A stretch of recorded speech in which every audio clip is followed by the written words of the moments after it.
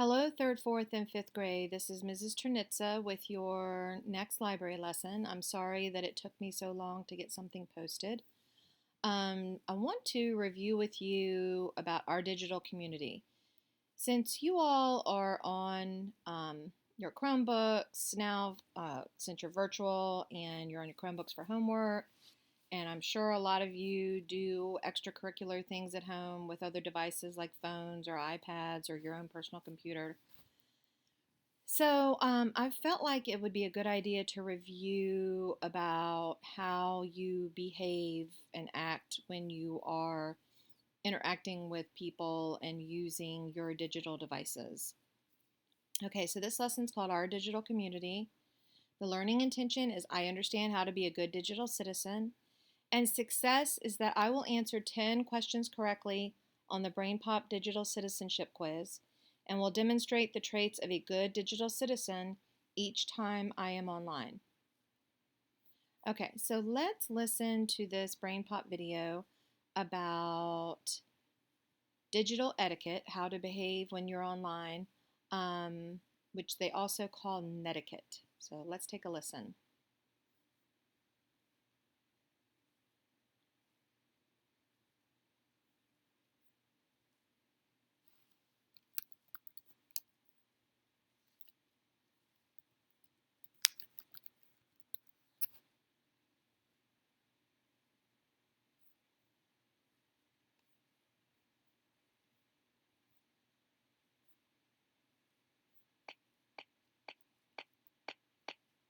And now the final piece to a project 5 years in the making. Okay, we get it. You like Star Trek better.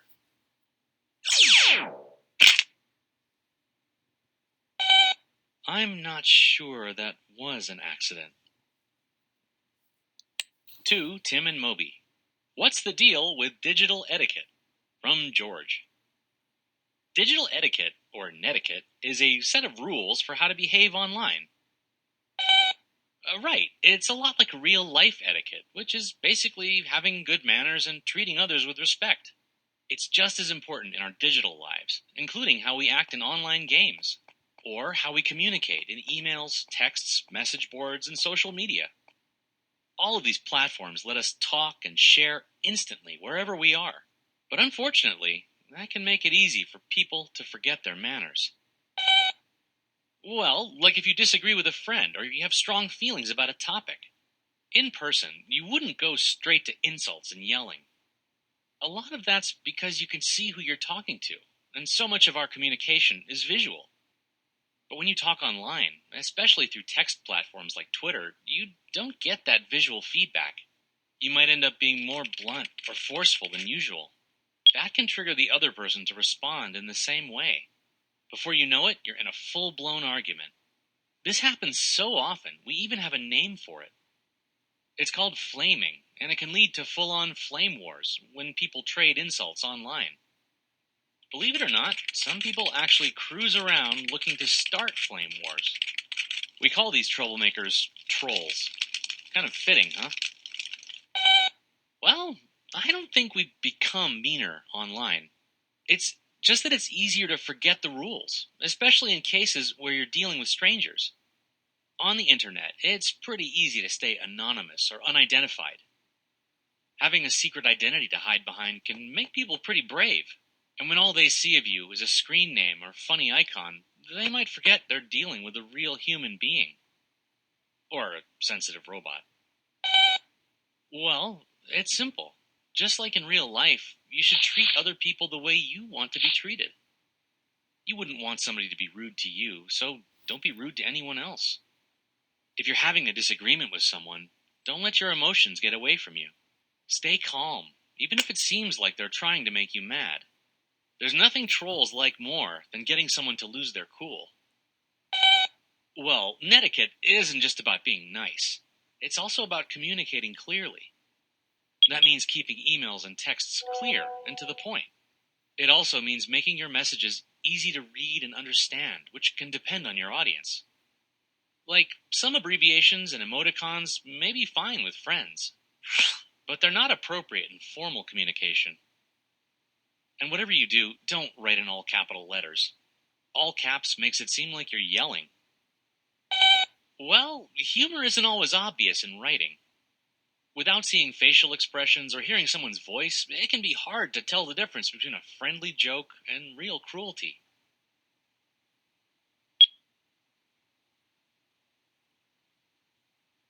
One way to make sure you're communicating clearly is to reread what you write before you send it.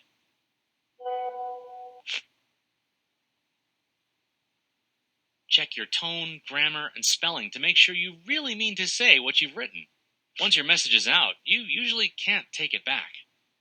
Lastly, if you want to post something about a friend, like a photo, get their permission first. No! People's personal information is private, and you can really ruin relationships if you reveal something that a friend or a friend's parents don't want on the web. The internet is a public place. If you wouldn't want a parent, teacher, college admissions director, or future employer to see something you post, don't post it.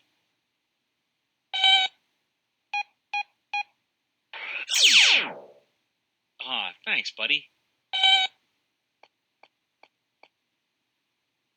And you live long and prosper. You know, if my avatar had fingers, you'd see that I'm giving the Vulcan salute.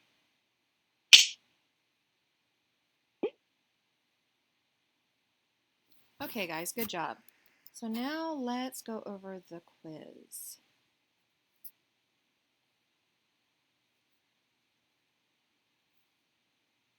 Okay, so this is a quiz on digital etiquette, how to behave online, or netiquette. Number 1 says, in which situation should you follow the rules of digital etiquette? A, reading a text message from a friend. B, sending an email to your grandmother. C, picking the ringtone for your cell phone. Or D, sending a birthday card to your cousin. Well, which one of these would you need to make sure, something that you would be sending, and you need to make sure that you are following the rules of digital etiquette? Reading a text message from a friend, that would be more their responsibility to make sure that their text message to you is responsible. B, sending an email to your grandmother. Well, also sending an email to anybody else. So that's you sending an email, that's you using digital technology. So I would say that you want to make sure that you are following the digital etiquette when you're sending an email. So it's probably B, but let's keep looking. C, picking the ringtone for your cell phone. No, that really doesn't have anything to do with that. And sending a birthday card to your cousin. Well, it doesn't really specify what kind of birthday card you're sending. So, if you picked sending an email to your grandmother because you want to make sure that it's clear, that you're communicating properly, and that you're being nice, then you are correct. Okay, number 2. What is one difference between online and face-to-face communication? A, people tend to be more honest online.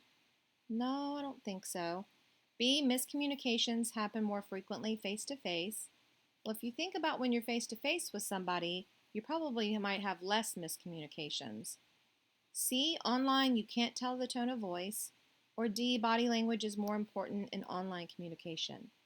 D, probably no, because of course you can't see their body language when you're online. So if you pick C, online, because you can't tell the tone of voice, then you are correct.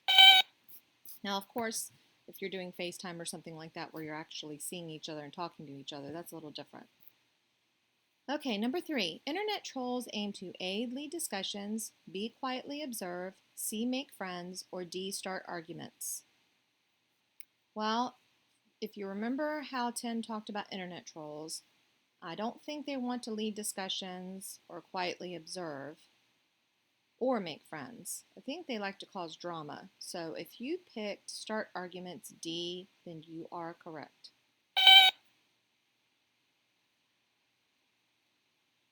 Okay, number 4. Why might people act meaner online than in person? A, they can stay anonymous. B, typing gives them time to consider what they say. C, most people have fewer friends online. Well, that's not true. D, social media sites encourage users to argue. That's not true either. if you remember what Tim was talking about, people being able to be anonymous, so they may say or type things on there that they would not normally do if they were in person, because they figure that you can't tell who they are. So if you picked A because they can stay anonymous, then you are correct.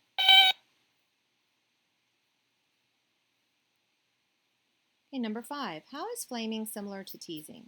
So remember, flaming is similar to teasing. Flaming's online. Teasing is, we usually use that term if we're talking about in person. And then flaming came up to talk about it being online. So A, both happen only on the internet. No. We know that for sure. B, both are spoken aloud. No. C, both can hurt people's feelings. Yes. D, both are examples of good etiquette. Well, teasing and teasing online definitely are not good examples of good etiquette. So we can say, and if you agree, that C, both can hurt people's feelings, then you are correct. Okay, number 6. Which emotion is most likely to be triggered in a flame war? So if somebody's trying to cause drama and they're trying to get you upset, which one of these do you think you would be expressing? Well, A, looks like you're just sick, so probably not. B, tired. C, angry. D, happy.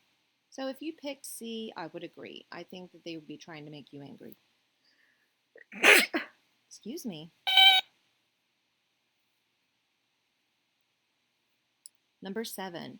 The best way to respond to trolls is to A, insult them. Excuse me. No, I would not insult them because I think that would make the situation worse. B, threaten them. That would make it worse and get you in trouble.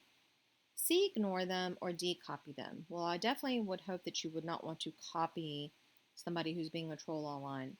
So if you picked C, then you are correct.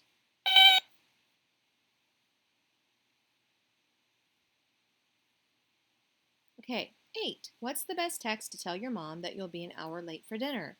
Let's take a look at each one of these. A says, I'll be home in an hour. See you later. It looks good. It's grammatically correct. I can read it easily. It's not being mean. It's just telling your mom that you're going to be late.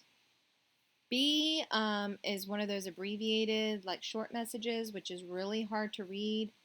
So that probably would not be a good idea for your mom. C is in all caps. Remember what Tim said, all caps can make people think that you're angry at them.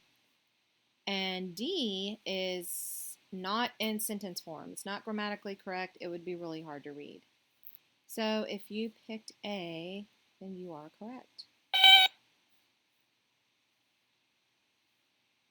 Number 9. What should Liz do before posting a photo of Tyler online? A, tag Tyler in the photo.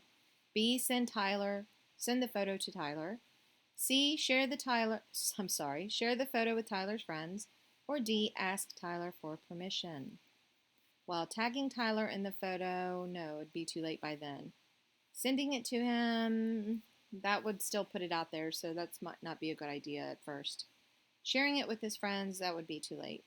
You need to ask permission, and definitely because you don't want any parents to get involved and come over to your house and all upset because you posted a picture of their child without anybody's permission. So definitely get permission before you do anything like that. So if you pick this one, you are correct. 10. Posting something on social media is most like A, passing a note to a classmate, D, giving a public speech, C, writing in a diary, or D, calling a friend. Well, think about how many people you can reach when you post something on social media. A lot, right? So let's see, which one of these would you be able to get to a lot of people in a really short period of time? Posting a note to a classmate? No. Giving a public speech? Yes, but let's keep going just to make sure. Writing in a diary? No, because that's pretty much just for you. And calling a friend? No. So if you picked giving a public speech because you could reach a lot of people in a short period of time, just like social media, then you are correct. Okay. Moby's doing the Moby dance. All right, good job, guys. Okay, so this was a digital citizenship sort that I did with the students in class. We read over them and we decided which ones we thought were appropriate or a good thing, or which ones were inappropriate or not so good. So let's just take a look at what we went over. So we put them in appropriate or inappropriate. So these are some that we said were appropriate. Treat others with kindness and use etiquette. And I hope when you read all of these that you agree with them. Report all cyberbullying to an adult. Respect the intellectual property of others and maintain academic honesty. And what that means, when you respect intellectual property of others, it means you don't take someone else's work and try to pass it off as your own. And of course, maintaining academic honesty means that you don't cheat. Only go to parent or teacher approved websites. Parents always need to know what you're doing and where you're at and what's going on. It's just so important for your safety. Keep all personal information private, including passwords. Really, the only people that should know your passwords are yourself and your parents. And of course, when you're at school, any school passwords your teacher will know. And getting parent or teacher permission before registering for new accounts. And this is very important, especially at your age. Usernames should not give any indication of your real identity. Do not open messages from anyone you do not know. If you accidentally see something inappropriate or scary, exit and tell an adult right away. And never agree to meet anyone you meet online. Tell an adult right away if someone asks for personal information or wants to meet you. Okay, and then these were put under inappropriate guidelines. You should send a picture of yourself to someone you meet online so you can become friends. That is a big no-no. Please do not do that. It's okay to say mean things using your digital device. No one will know who you are. Well, this is the whole point of talking about digital etiquette or netiquette, is to be kind, to be nice online, just like if you were face-to-face with someone. Be sure to write your passwords on the front of your notebook so you won't forget them. That's not a good idea because you don't want somebody just passing by to be able to see them. Now, if you have to have them written down to remember them, keep them inside of a notebook.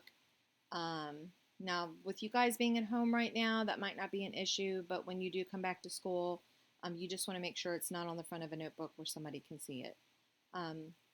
Keep it inside your notebook in a special pocket, somewhere, or even in your desk, somewhere where nobody else knows, only you knows where it is to get to it when you need it.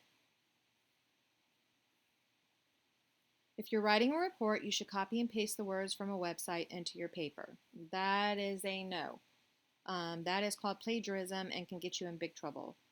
Now, you will learn, if you haven't already, that there is a way that if you do use someone else's words or information that you found when you're researching and you want to use it in your project or in your paper, as long as you give them credit, which means, you put quotation marks around what they said or what information you got.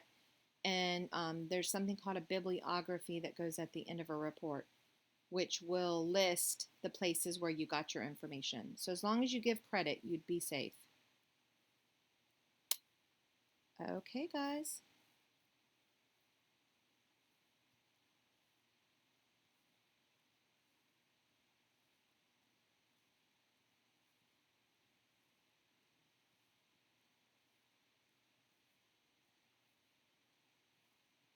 All right, good job.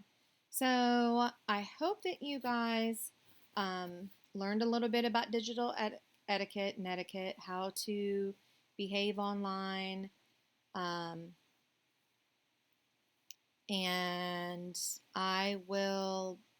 hopefully I'm going to try to post another